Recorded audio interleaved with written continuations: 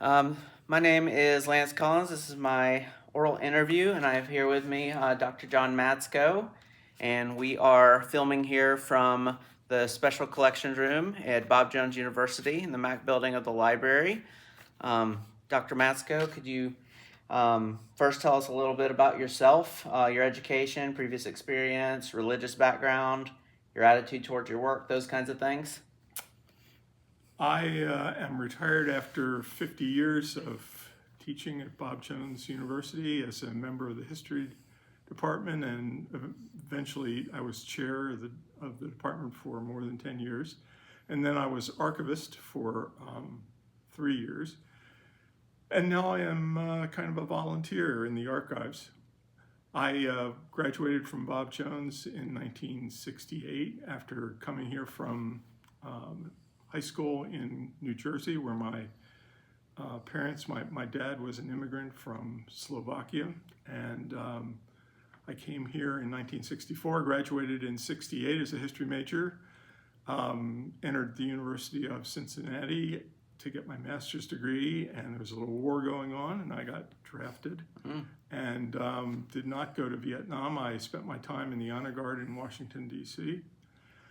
And then when I got out, went back to the University of Cincinnati and finished my master's degree, was hired at Bob Jones, came here and taught for 3 years in the 70s, and then went to the University of Virginia in 1974, finished my classwork, came back and began teaching again in 1978, finished my PhD in American legal history, and I taught a number of different things, but mostly ancient Rome, American legal history, which was my specialty, and the capstone courses for the history major, historiography and historical research and writing.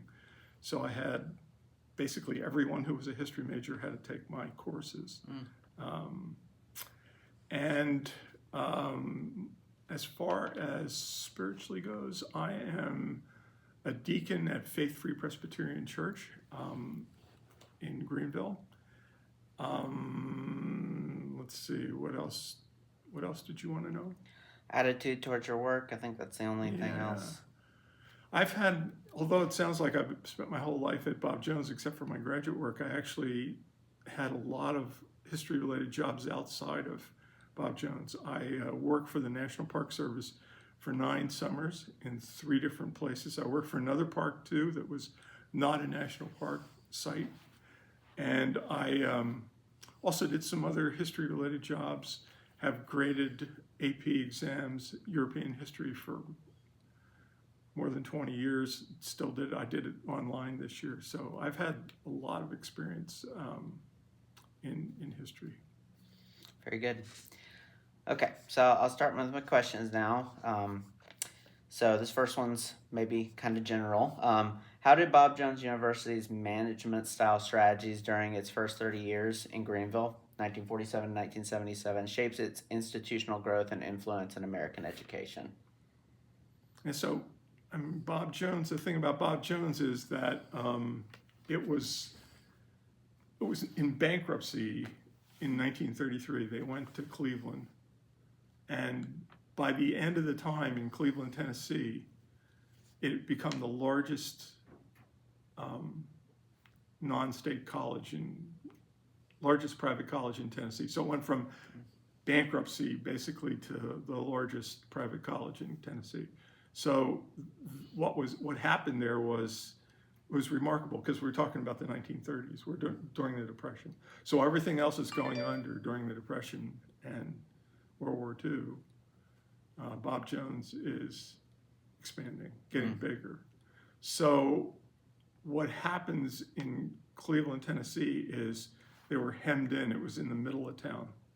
And so they were hemmed in by all the residential area around them. They were buying up everything, which didn't make the job of, didn't make Bob Jones Sr. popular, because they were taking all the properties off the tax rolls because it was a nonprofit.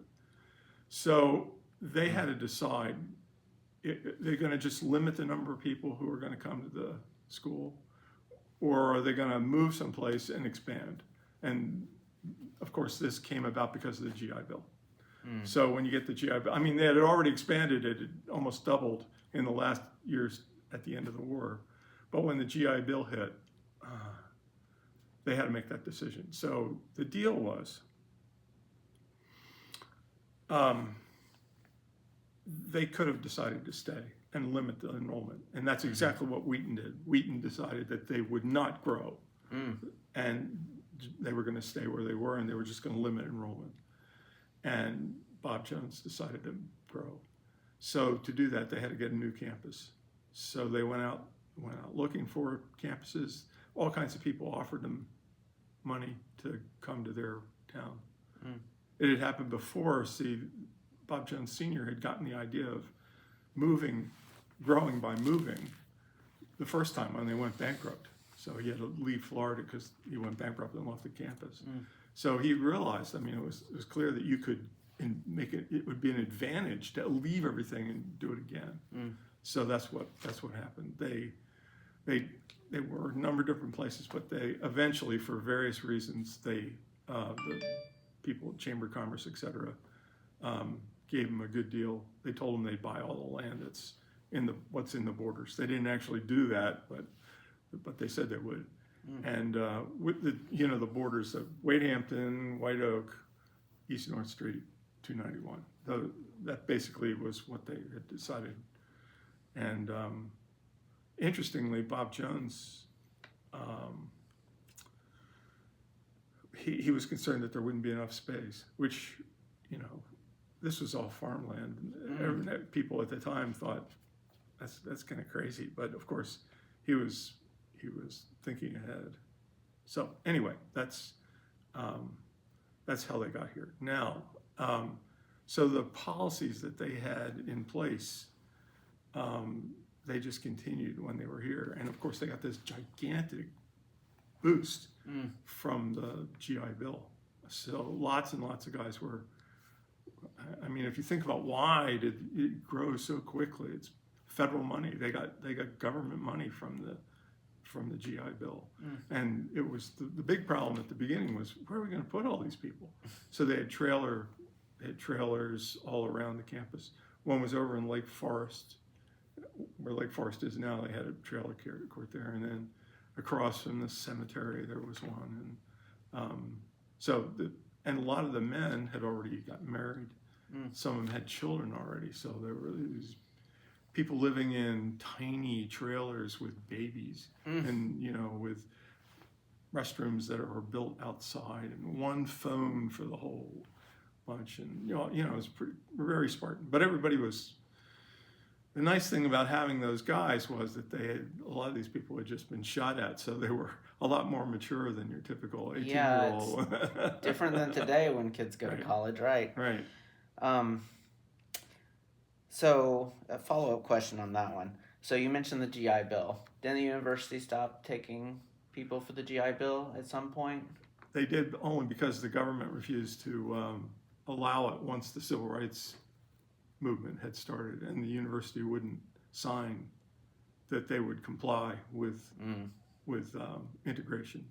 So that's when they cut and it was, don't write this down as gospel without looking it up. It's about 1964, someplace between 64 and 66, where it stopped.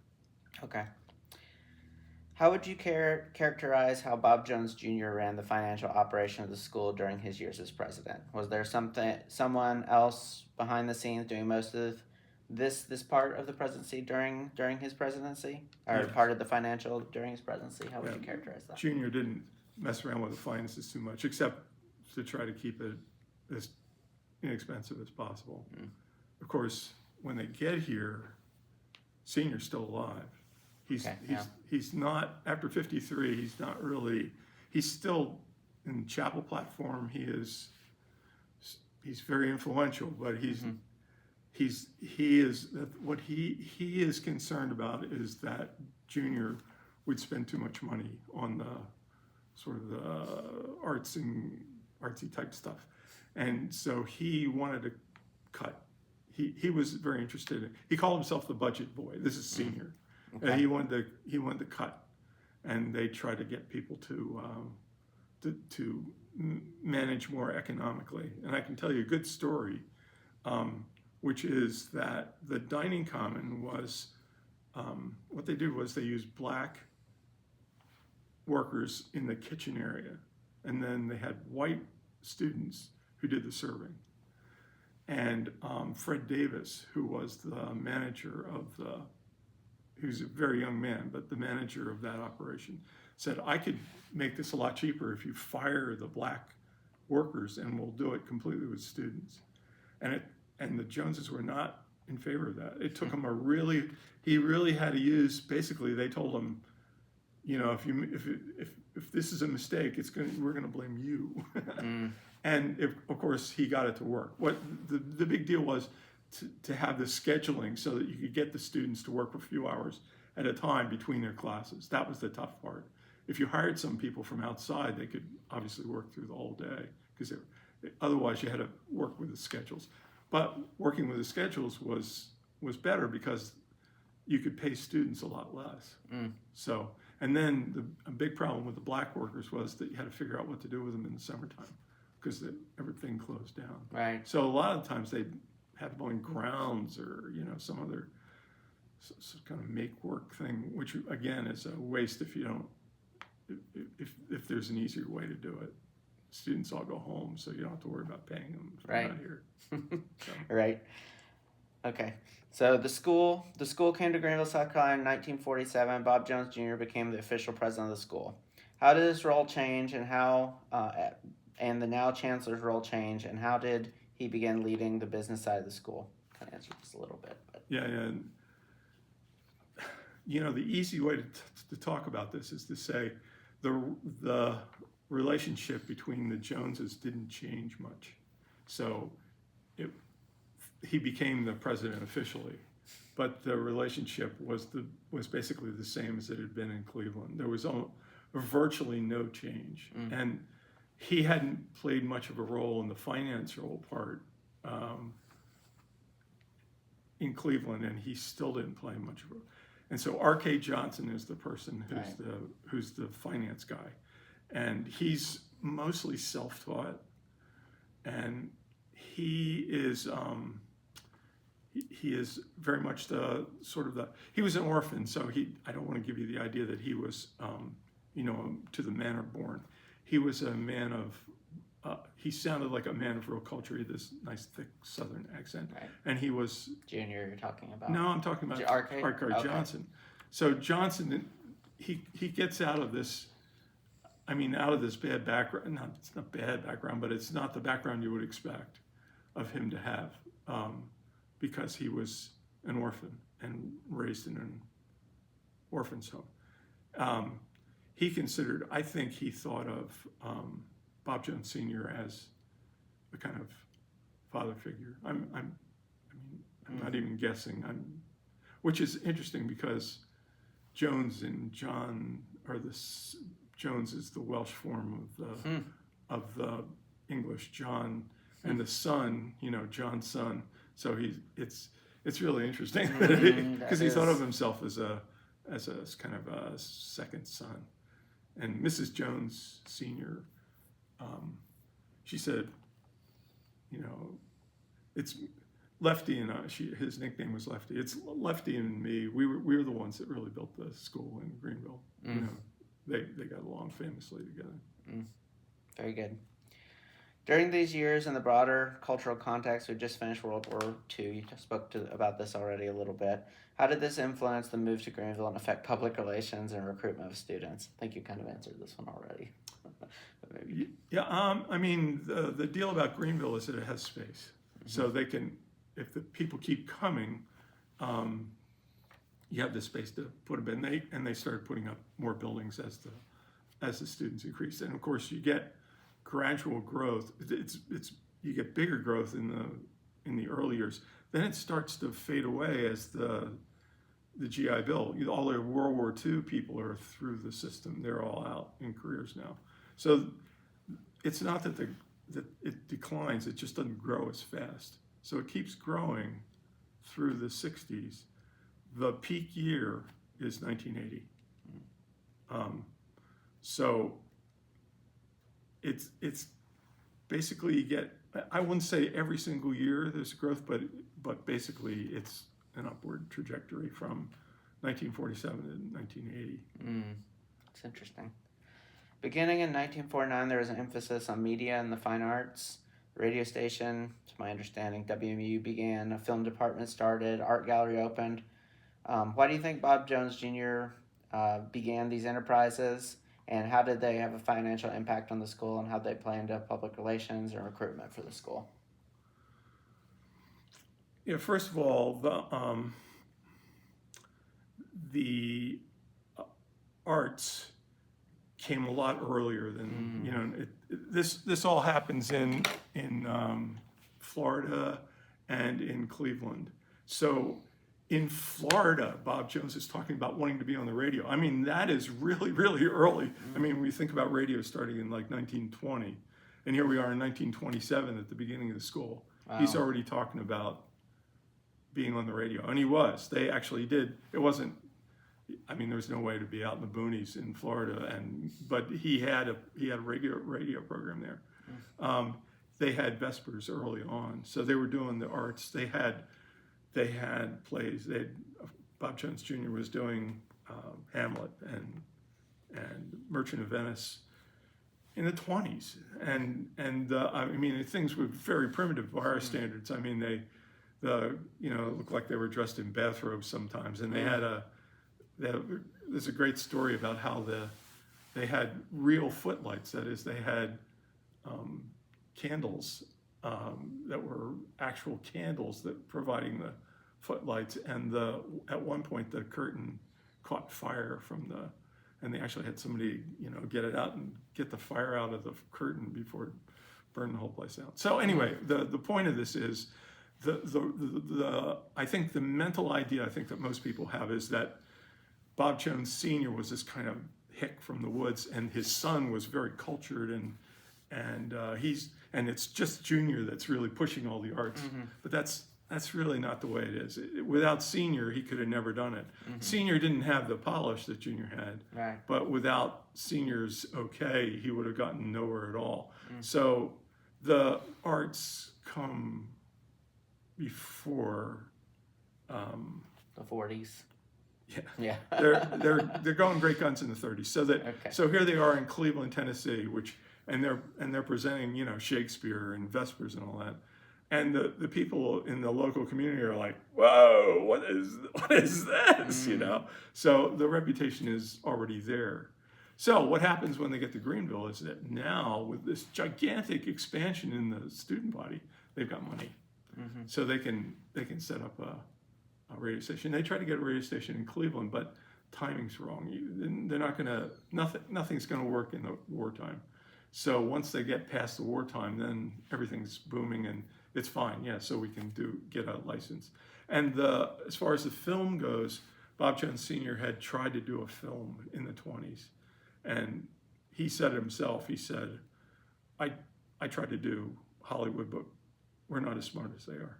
And so the film, the film itself is very interesting because there was a film. It was a sermon film, like the early ones that they did, and it was done on that very flammable film stock. So as far as I know, and other people have poked around trying to find it. As far as I know, there are it doesn't exist. That film does not exist. Yeah, we'd be really happy if we could find that. And it might still be out there somewhere, but probably doesn't exist. So Senior had an idea of a film studio long before Unusual Films comes along. Very good. So I guess the answer to the question is, what makes a difference in here when we get to Greenville? And the answer is money. Right. Because they have money because they just have more students, they get more money. Do you think those things, follow-up question, helped grow the school, or do you think the school was already growing? Yeah, it couldn't hurt anything. Although, about the finances, I doubt whether any money was ever made. If it broke even, they didn't do the kind of bookkeeping we'd like to see, but most of the advertising for WMU was done. I mean, most of the money that they got from advertising was mostly done by people who wanted to make a contribution. They weren't thinking about this. You know, it wasn't like we're going to go to the best place in town to find our ads. These were people that really wanted to help the school or whatever. So did WMU ever make money? If they ever broke even, that's probably the best we can say. Do you think it brought in students to the school, that they were out there on these kinds of medias and had this kind of fine arts? Yeah, sure. Yeah. Now they have a film department. They have a radio TV department. Right. And it's going to attract students. So it made money that way for the school. Yeah, it attracts students. Right. So that's Okay. Next question. The 1970s, moving to the 70s here, brought the presidency of Bob Jones III in 1971. How was he different than his father in this office, especially running the school from a business point of view? What were his major accomplishments on this front? Or again, was there someone behind the scenes running the more business aspects for the third? Yeah. Well, so what happens is that the third becomes president, and immediately R.K. Johnson dies, and he dies by our standards young. I don't know exactly, but I think he was 61. So he died of a heart attack. He was a type A personality, you know. So he's that, but he wasn't fat or Anyway, so that was a blow, and so they went through a number of attempts to try to fill the gap, and nobody really did that until Roy Barton came on the scene. Roy Barton's the big deal eventually. He'd been a bank president, and so he filled the gap. He was the kind of person that was excellent for what happened. So Bob Jones loses its tax exemption. So he is the person that can handle that because he's used to doing private. He's unlike R.K. Johnson, who's used to a eleemosynary organization. Barton is used to doing things for-profit corporations. So Barton was the great person, but it took a while to get there. So there's this hiatus. Where they're doing various kinds of stopgaps, trying to figure out what to do now that R.K. Johnson's not there. And like I say, it's Roy Barton who is everybody, once he got in, everybody said, oh yeah, this is what we needed. He figured, how can we save money? How can we, now that we've lost our tax exemption, how can we make do? So before, like in the 60s, they would try to make every vehicle run as long as possible. So anything that could be, so they had vehicles from the 1940s down in the shop, and they had people who knew how to keep them going, and they would keep them going. Once you get to Roy Barton, he said, hey, you get new stuff, you depreciate it, you take that off your taxes, blah, blah, blah. So it's a completely different way of looking at the business. Yep. So follow-up question here, how many years or what time was there a gap there between? Yeah, between R.K. Johnson and Barton, that's something we just have to, I wouldn't want to say without looking it up. Right. But it's easy to find. Right, no problem. Okay, so I want to ask you some questions about BJU Press. The press was founded in 1973 by Bob Jones III. Why would you say it was founded? Why did they found the press?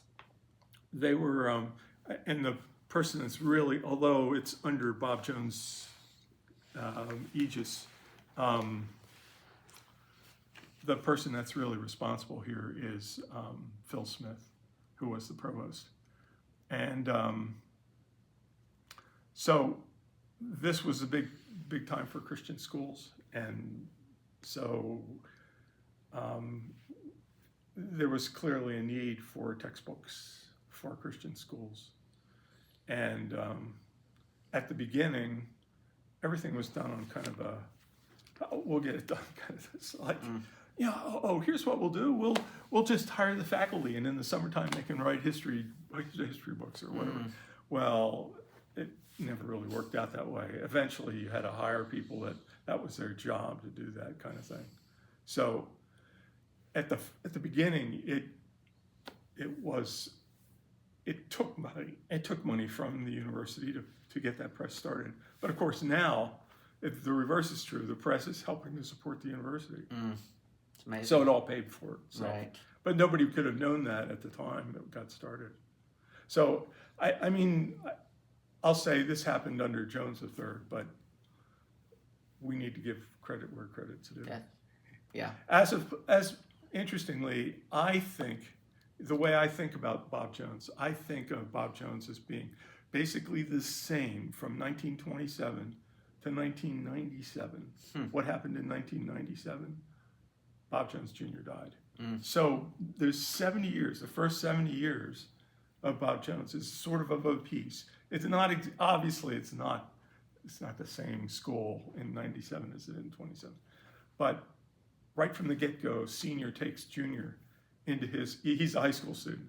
He takes Junior into his confidence, and he's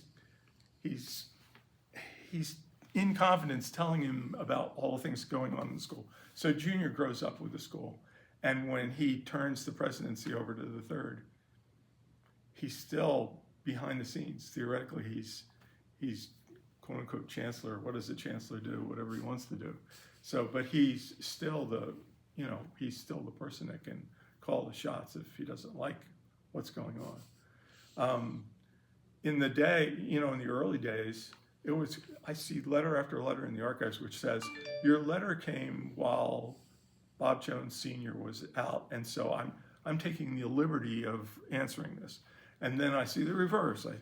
Your letter came when Dr. Bob Jr. was out, and Senior writes, I take the liberty of answering this, and the same thing happened with the third. If there was something important, they didn't have any qualms about answering mail that came from one or the other. They went through all the mail to, somebody would answer it if they thought it was important. Very good.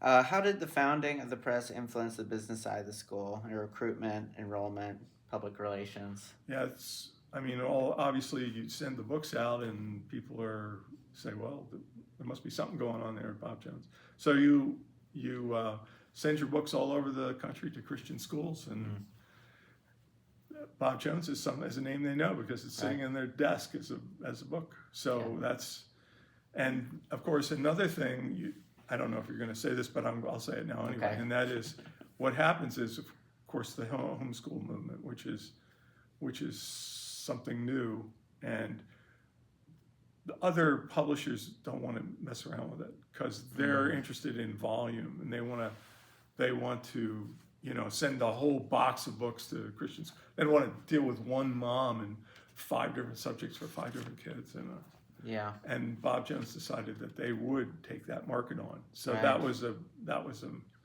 smart move. That was in the 80s, right? Yeah. What year they came to the conclusion, hey, those guys are not going to do it, we're going to do it. I don't know what year it was, but it was when homeschooling was, and there were Christian school people out there who said, this is the wrong way to go. We need to encourage those people to send their kids to Christian schools. Of course, it's not always possible geographically, but that's, that was the idea. Tell them to send it to Christian schools. So, very good. How did the press compete with other presses in its early years? Were there other schools doing the same thing, and how successful were they compared to BJU? Pensacola, more successful because they were willing to cut all the corners. They what they did was they got a lot of secular books. Pensacola. They get a secular book from early 20th century, late 19th century, slap some, new covers on it or whatever. Sometimes it's out of copyright, sometimes they got permission. And they just say, this is a Christian book, and they'd send it off without it. So it didn't necessarily have any, it was cheap though.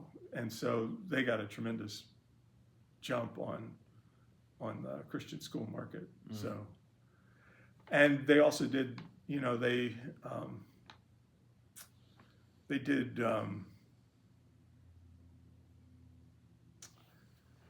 I think that's probably the best is just say they were less mindful about having a real Christian textbook. They were going to take shortcuts to get the books out there to Christian schools. So, and it's they make their schools, Pensacola is even more benefited by the Pensacola Press, ABEC Press. Very good. These next set of questions, I've put my more controversial ones towards the end, so we'll go into those here. Uh, one reason one reason why people say they don't want to go to Beiju is the rules, as we all know, that know the school. How would you characterize the rules during these years, 47 to 77? What were some of the most hated rules? How did BJU handle this from a PR point of view, and how did it affect recruitment? You have to remember that in loco parentis, that is the idea that the college would stand for the parents, was much more popular. And this would start, of course, earlier as well, but it was still popular in the 50s or 60s or 70s or whatever. And so the idea that the school would be strict, like the parents would be strict at home, usually was a decent selling point to a lot of parents, at least until their kids ran afoul of whatever the rule it was, and then they didn't like it. But the idea of watching the kids and keeping them, making sure that if they checked out of if you're going to town, you had to, check out and get a permission or whatever. Right. So these things were not all that unpopular. If they had been all that unpopular, they wouldn't have had so many people. They wouldn't. That's right. And also, you have to understand, that's something that people don't understand today, is you can't just make rules and expect them to be self-enforcing. I hear these people talk about Bob Jones is just going to go back to the past, and I said, it can't go back to the past. Those people are dead.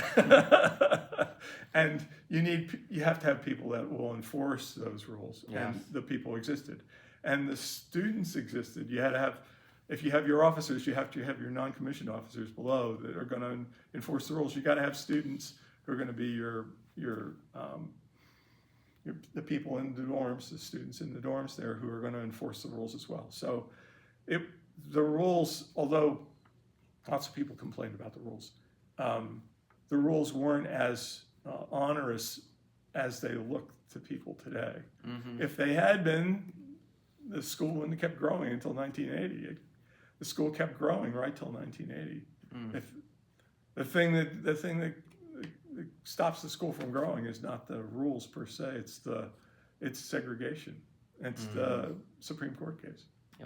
That'll be a question too in a second. So going to the 1950s, the big controversy was Billy Graham, his 1957 New York Crusade.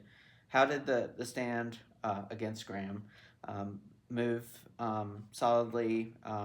to move solidly to separatist fundamentalism affect the enrollment, recruitment at the school in several years following? How did they deal with this from a public relations standpoint?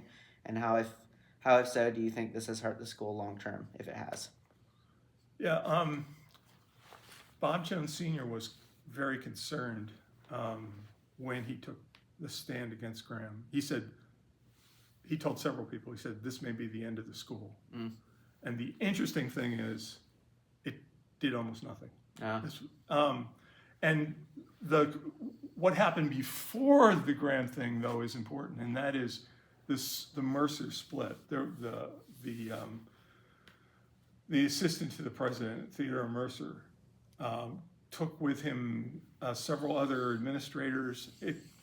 The enrollment dropped. This is 1953. So if you look at the enrollment there from like 53 to 60, what you're seeing is there's a drop from 53, and then when he breaks with Billy Graham, it's almost imperceptible. There's nothing happening. And the reason for that, at least my feeling is, the reason for that is that if you wanted to go to a separatist, fundamentalist liberal arts college, you were basically going to go to Bob Jones. There was nobody else out there. Yeah. So there were plenty of other places to go, but they were evangelical. They were in the new evangelical camp. They weren't going to be fundamentalists. And the others, smaller places didn't exist. We don't have Liberty or anything like that. There's nothing else out there. So sure, you can go to Bible college, you can go to your own denominations, whatever they have, their school for preachers. If you want to go major in chemistry, you're going to come to Bob Jones, or you're going to go to a secular school. There's just, there's no other way around it. So there's a kind of monopoly. Bob Jones has a kind of monopoly on fundamentalism. So that stand against Billy Graham, as far as enrollment goes, it doesn't. It may have helped. It probably didn't help, but Okay. it didn't hurt. It probably was a wash all over. There were, if you look carefully at this, the where you get drop-offs is academy and grad school. So, but as far as the regular undergraduate, it's not there. So. Okay, very good. The 1960s, you mentioned already, were turbulent times culturally, as all know, and another controversial aspect of BJU has been its position on race. How did BJU handle this turbulent time from a public relations point of view? How did it affect recruitment and enrollment?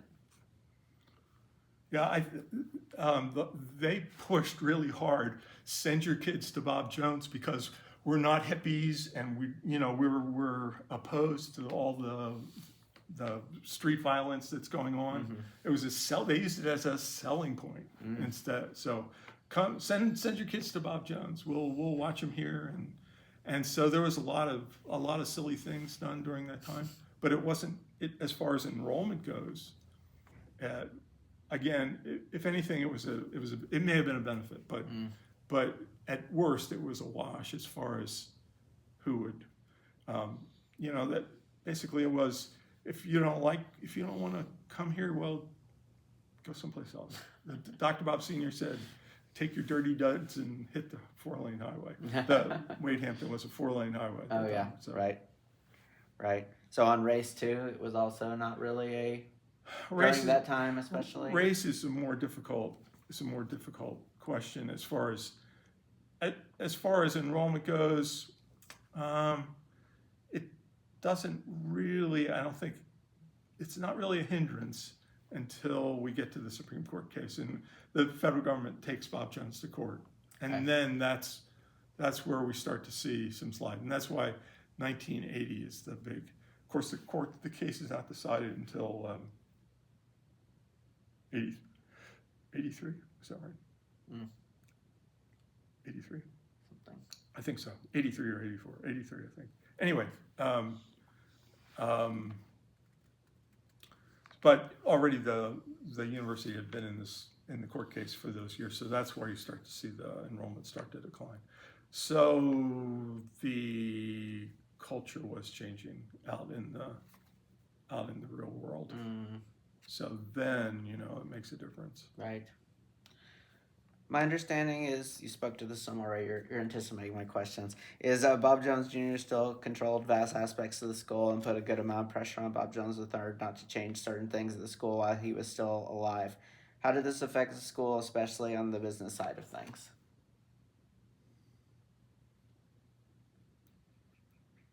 If at all, we could put that in there.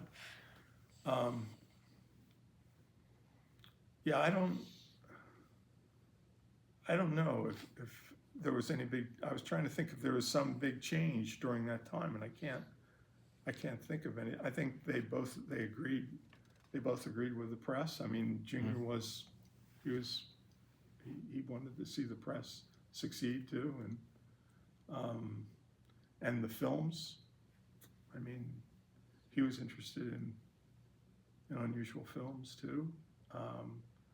I don't think there was a difference of opinion really on that. Okay. As far as I can't think of.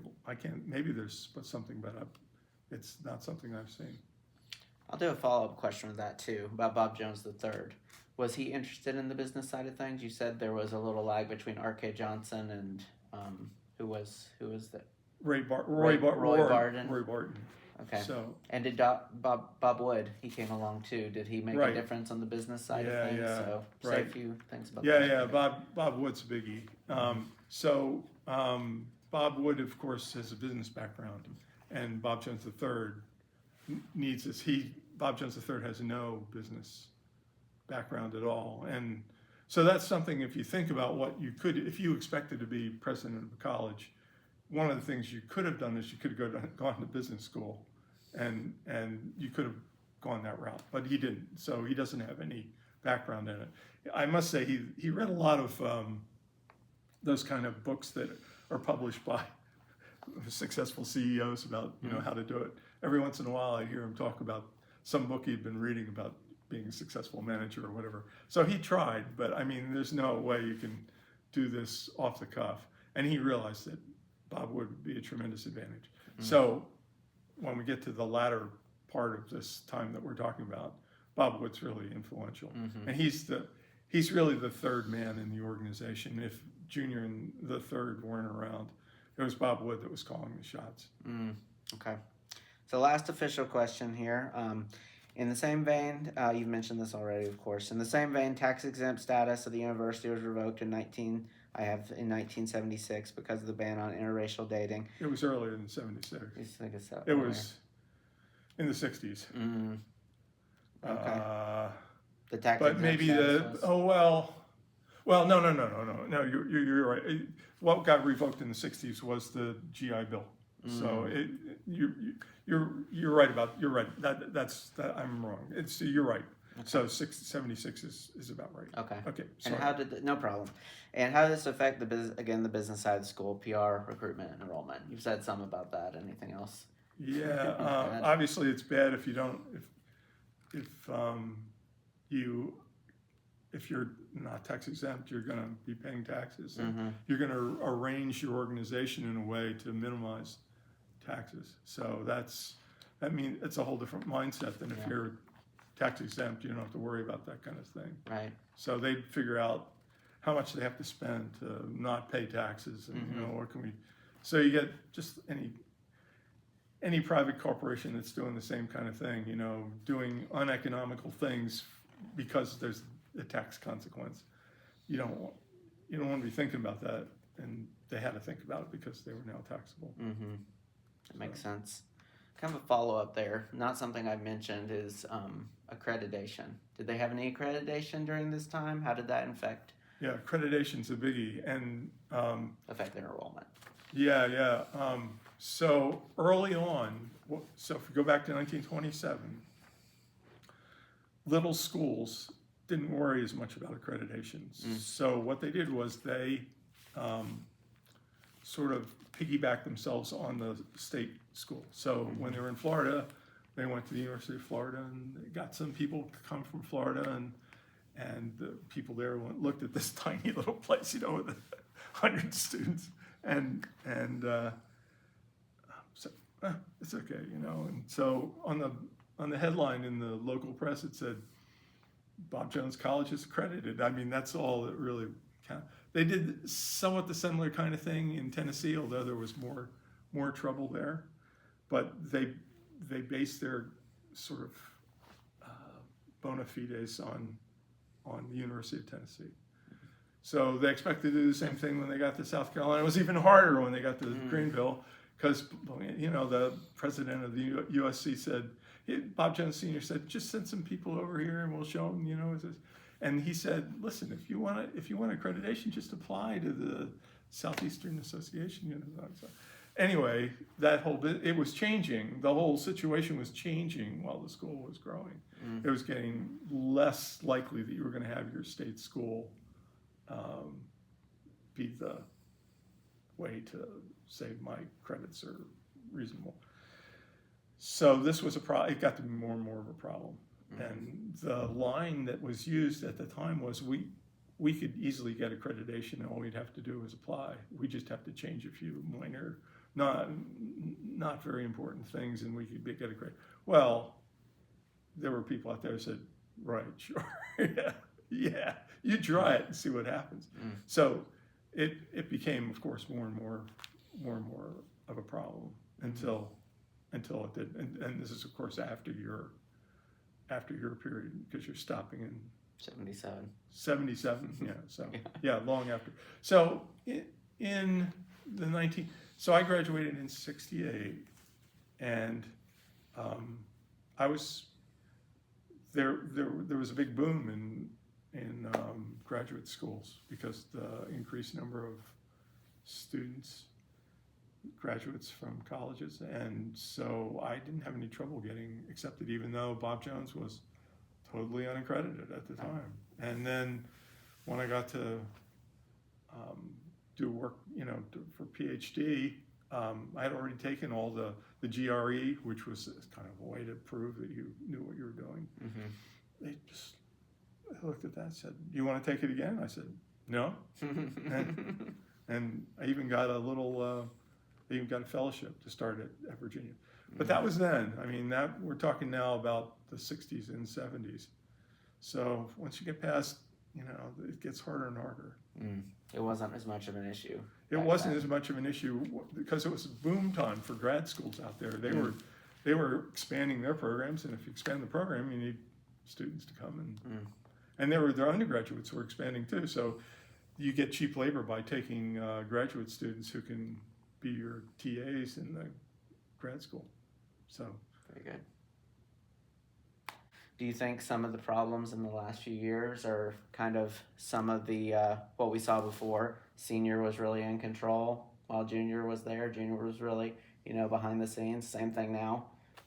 That was harder to do with someone that wasn't a Jones, and now that's maybe a big reason for a lot of our problems these days. I mean, what would have happened had Stephen not been sick? I mean, that's sort of the imponderable. Because the same kind of thing they could have worked as a team, the third and Stephen, while Stephen sort of grew up. Yeah. And of course his illness forced it forced there to be a non-Jones president. So that's obviously, as soon as you get in somebody outside the family, there's going to be a difficulty here. And there's already start to be change once you get past junior. Once you get to the 97, if you look from 97 on, you start seeing the changes. It's the third who starts the idea of we've got to get accreditation. I mean, that's... Oh, really? So those ideas really are coming. It's the third who really says, we can't be segregated. Something's going to change here. And so there's already change in the works before the big change happened, but the business of having Stephen not be well, not being able to go on, it sort of forces the issue. Yeah. Do you think he felt pressure from his dad to not change the ways maybe he wanted to bring the school? Do you have a feeling about that? Well, he's the one that apologized for the racial position of the university. Right. So the third's never said a word. He never said a word. Right. So, I mean, to me, that looks like there's a difference. But, I mean, to me, that's if you want to look at the most important thing that Stephen did was he was the one that got up and basically made that apology. Very good. But what else? I mean, was there any other big difference I don't know. Yeah, I don't. Because we don't know behind the scenes Right. how they were talking to each other. Of course. We talked about there being someone on the business side to help out the presidents through the years, junior, senior, the third. Do you? It seems pretty obvious that our last president didn't have that. Do you think that's something that? Do you think if he did, he could have continued? And any thoughts on that? I mean, obviously, Josh Crockett. you really need somebody. You really need somebody to handle the business side of things, and they had people who took that. They were in that position. They held the position, but they just didn't have the same clout that either R.K. Johnson or Roy Barton did in the past to be able to say, okay, we need to do this. Financially, this is where we need to go. It's interesting. Well, thank you for your time. You're welcome. I appreciate it, Dr. Matsko.